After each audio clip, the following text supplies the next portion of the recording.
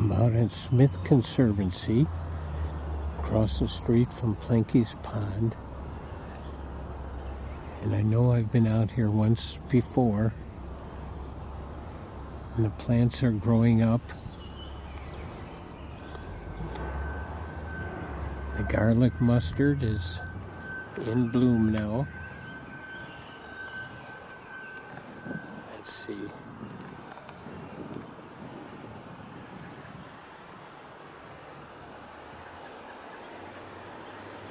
There it is. Here's one of the garlic mustard plants. It's kind of standing all alone right now, but he will have lots more in the future. But what I stopped here for is this tree, and it looks like the bark is separating, but we didn't talk about how underneath the bark is a good place for lots of bugs.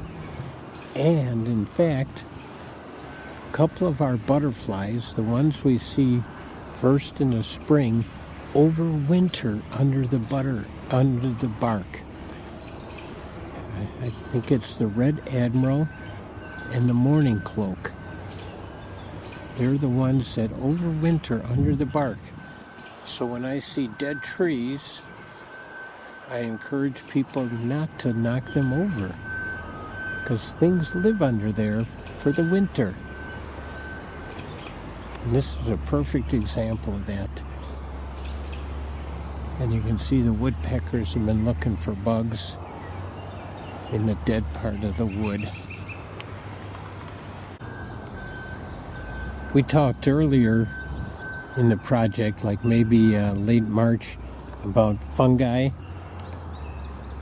and lichens and mosses, and here's some brand new growing fungi on this down tree, and it is big,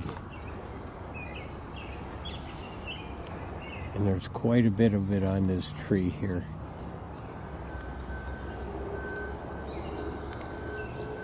You know, it'd be easy to walk through the woods and just not be amazed at this kind of stuff. But hopefully that's what this program does. Alert you to all kinds of interesting things that you normally wouldn't stop and look at. Here we have a big hole in a big tree. Looks like a maple. But look at what's in this hole. Mosses and other little plants growing in here. Grasses growing right inside the tree hole here. Oh, this is so cool. What an interesting place. And you can see the live part of the tree on the outside here, the healing part. And all that wood on the inside was dead and has rotted away, and is now a fertile soil for all of these little bitty plants.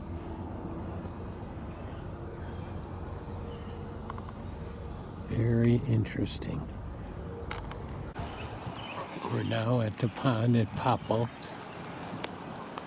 and there's geese here, but there's bird houses, wood duck houses, but look at, a goose is up on top. I think he thinks people need to make birdhouses for geese. He wants to roost on them. Actually, I don't know what he's thinking, but it's an interesting sight having him up on top of those birdhouses.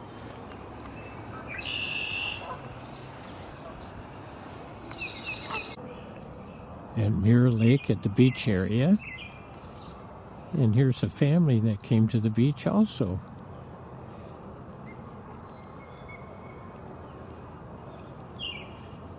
Yeah. Let's see.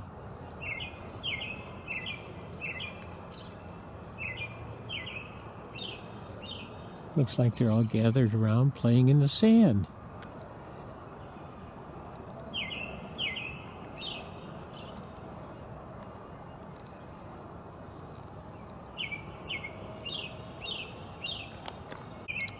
Here's a second family. They're just kind of relaxing at the edge of the sand volleyball court here. Just maybe having a snack before lunch, or maybe it is lunch. They are getting big though. Every day they get a little bit bigger, a little bit stronger. They're growing fast.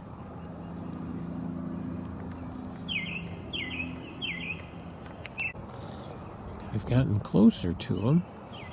They started walking toward the water. All the little ones were walking too. Then the big ones stopped. The little ones all got down then.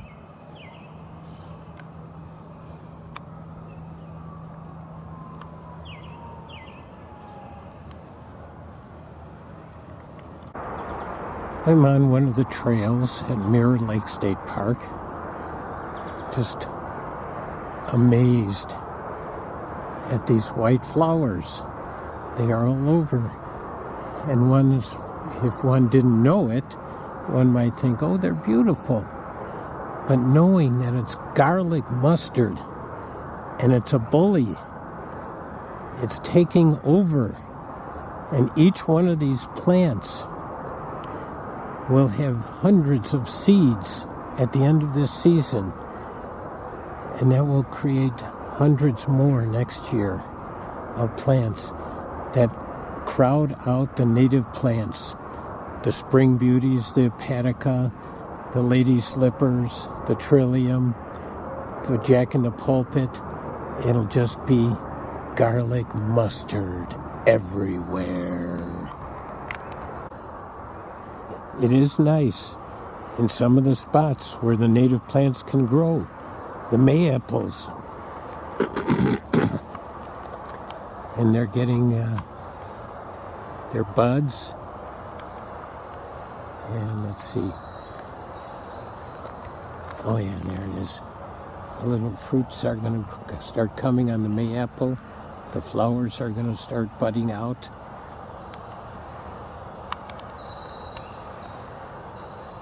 It's nice to know some of these friends in the woods. Lots of folks are familiar with the pathways at Mirror Lake that go from the beach to the boat dock and maybe from the beach to the end of the lake.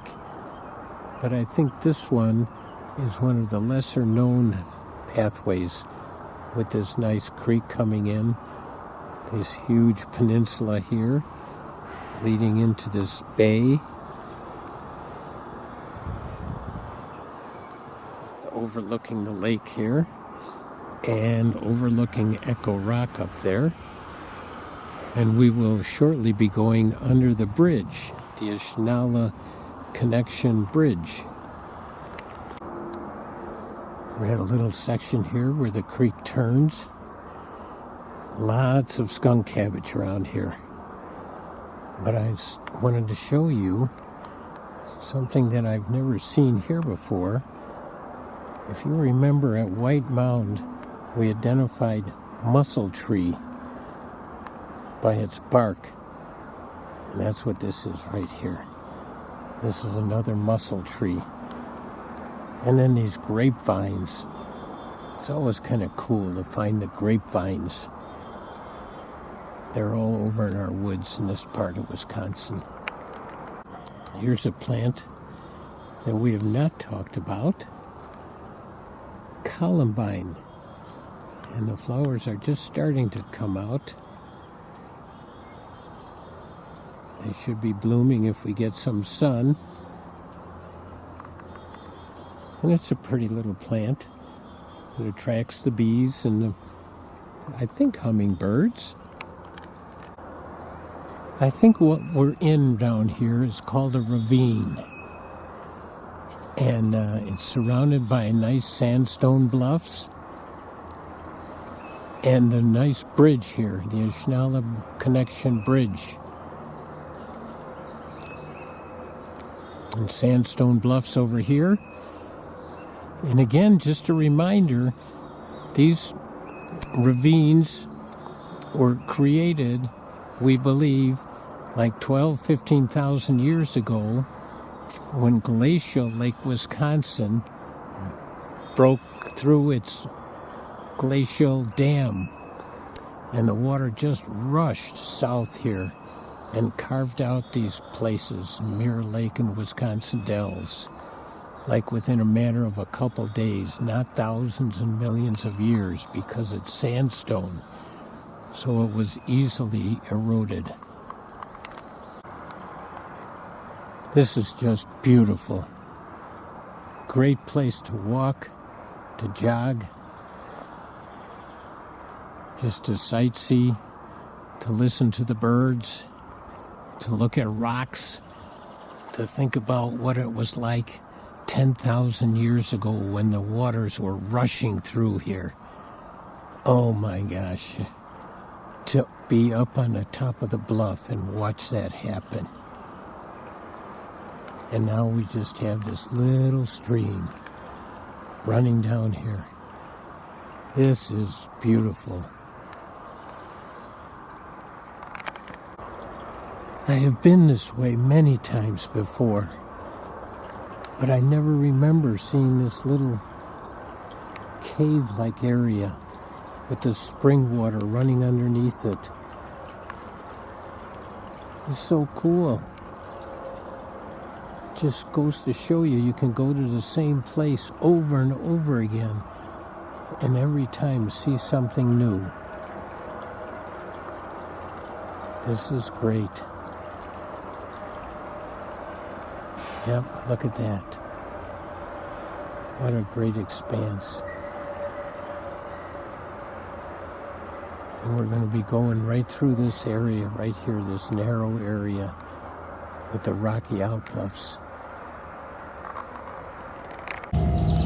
We've talked about the garter snake and the little red belly, and here we have the water snake. This is a much more aggressive snake, bites hard, draws blood, but this is a young one, so we're going to let him go right here.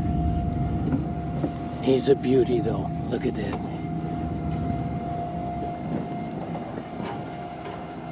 There he goes.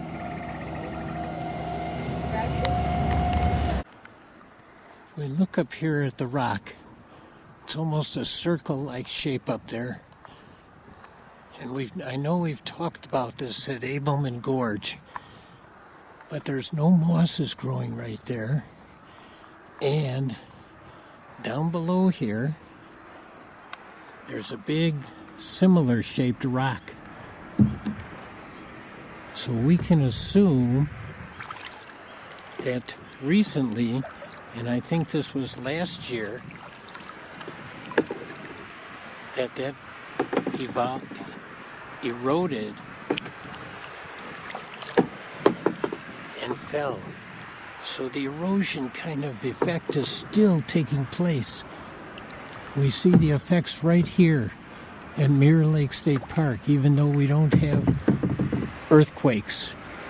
The erosion and the breaking of rocks and falling of rocks is still happening. This is Ferndale Gorge from Mirror Lake. And this is where I call the jungle swimming hole. We pull the canoes up here, put them in, and then swim across the channel here. Just because it's away from civilization, away from the park, away from a regular beach. There's no beach here, just the bluffs and this little valley right here.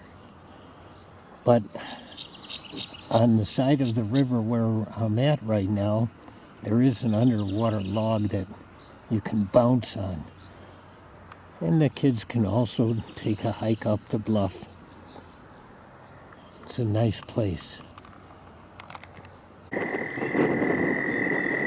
are at the site of the great toad migration here.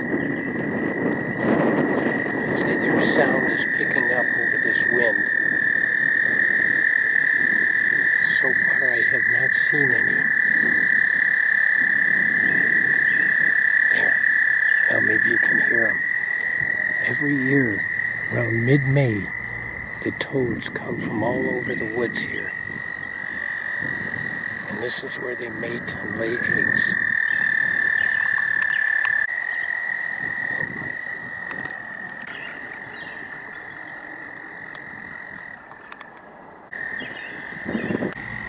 Here we have, looks like one toad, but it's actually two. The male is on top of the female, and the female will lay eggs, and then the male will secrete the sperm and fertilize the eggs. But the sad part is, they're underwater, and sometimes the female will drown during this time. If we come here again in a couple of days, there will be strings of eggs all over around here. Here's a couple of the toads, partially in the water. Again, they're in the mating position. The male's on top, grasping around the female's abdominal area. And again, probably tomorrow, there will be eggs around here in long strings of gelatinous material with little black spots. Oh, you can hear them again. This is an amazing migration here. It's a little later than usual. Normally they come around the 15th, but those were pretty cool days and pretty windy. So today it's 70. This is great weather for them. Drowning is not the only danger. As I was walking away from this site, a Cooper's hawk just flew away into the woods.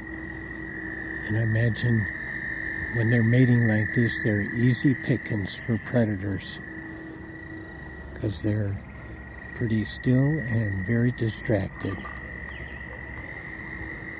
He's probably up in these woods waiting for me to leave. And he'll come back and grab one of the toads, or a pair. Here's another little critter that we haven't talked about before. This one just happens to be dead, but you can see his mouth part right there. This is a leech, a pretty good sized one too. Some people call them bloodsuckers because they do get on people and turtles and fish, and they latch on with their mouth. People just pull them off. Sometimes they're hard to pull off. Some people put salt on them. Some people try and burn them. Some people use them for medicine. I forget why, but they use bloodsuckers for medical reasons sometimes. I'm hearing some in here, and I found one.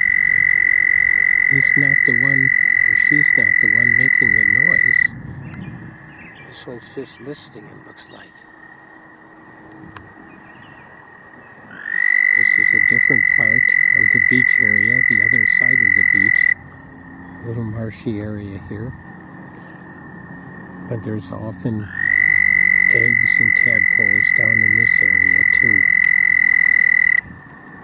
You can hear that other one trilling. Maybe this one's listening for it too. On my way home from Mirror Lake, this one was just out in a field, just looking at me, seeing what I'm going to be doing. I guess he doesn't like that idea. Let's see if he's going to stop. Yep, he's looking at me again. He's as curious about me as I am about him, except he doesn't have a camera.